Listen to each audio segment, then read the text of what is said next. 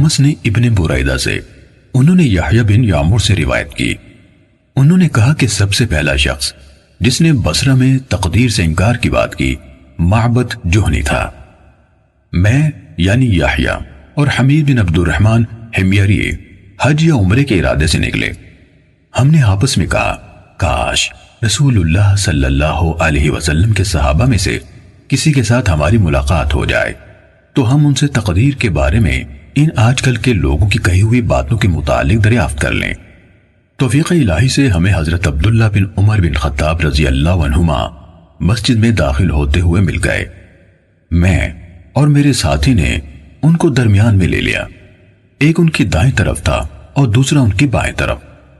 مجھے اندازہ تھا کہ میرا ساتھی گفتگو کا معاملہ میرے سپرد کرے گا، چنانچہ میں نے عرض کی، اے ابو عبد الرحمن، یہ عبداللہ بن عمر رضی اللہ عنہما کی کنیت ہے۔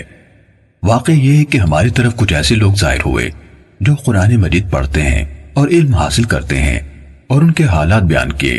ان لوگوں کا خیال ہے کہ تقدیر کچھ نہیں، یعنی ہر کام نئے سرے سے ہو رہا ہے، یعنی پہلے سے اس بارے میں نہ کچھ طے ہے نہ اللہ کو اس کا علم ہے۔ ابن عمر رضی اللہ عنہما نے فرمایا، جب تمہاری ان لوگوں سے ملاقات ہو تو انہیں بتا دینا کہ میں ان سے بری ہوں اور وہ مجھ سے بری ہیں۔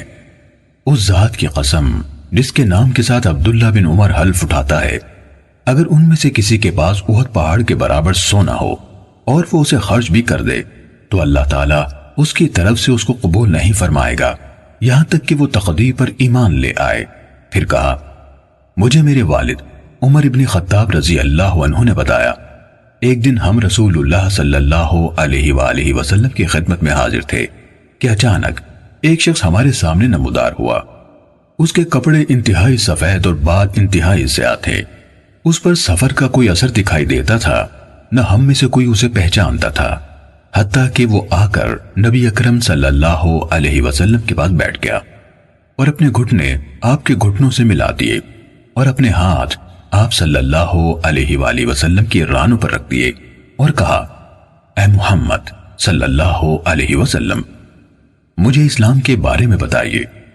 رسول اللہ صلی اللہ علیہ وسلم نے فرمایا، اسلام یہ ہے کہ تم اس بات کی گواہی دو کہ اللہ تعالیٰ کے سوا کوئی عبادت کے لائق نہیں اور محمد صلی اللہ علیہ وسلم اس کے رسول ہیں۔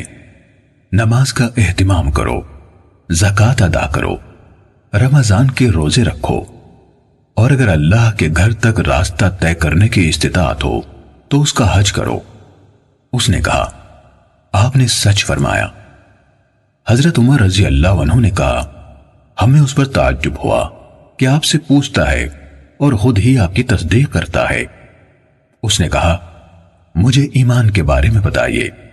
آپ نے فرمایا، یہ کہ تم اللہ تعالیٰ، اس کے فرشتوں، اس کی کتابوں، اس کے رسولوں اور آخری دن یعنی یوم قیامت پر ایمان رکھو اور اچھی اور بری تقدیر پر بھی ایمان لاؤ۔ اس نے کہا، آپ نے درست فرمایا۔ پھر اس نے کہا، مجھے احسان کے بارے میں بتائیے۔ آپ نے فرمایا، یہ کہ تم اللہ تعالیٰ کی عبادت اس طرح کرو گویا تم اسے دیکھ رہے ہو، اور اگر تم اسے نہیں دیکھ رہے تو وہ تمہیں دیکھ رہا ہے۔ اس نے کہا، تو مجھے قیامت کے بارے میں بتائیے۔ آپ نے فرمایا، جس سے اس قیامت کے بارے میں سوال کیا جا رہا ہے وہ پوچھنے والے سے زیادہ نہیں جانتا۔ اس نے کہا، تو مجھے اس کی علامات بتا دیجئے۔ آپ نے فرمایا، علامات یہ ہیں کہ لونڈی اپنی مالکہ کو جنم دے، اور یہ کہ تم ننگے پاؤں، ننگے بدن، محتاج، بکریاں چرانے والوں کو دیکھو کہ وہ اونچی سے اونچی عمارتیں بنانے میں ایک دوسرے کے ساتھ مقابلہ کر رہے ہیں۔ حضرت عمر رضی اللہ عنہ نے کہا، پھر وہ سائل چلا گیا۔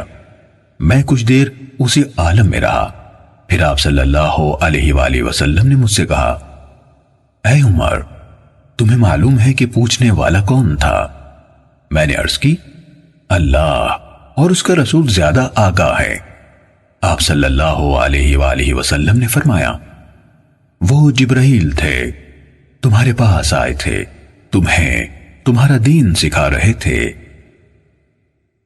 صحیح مسلم حدیث نمبر 93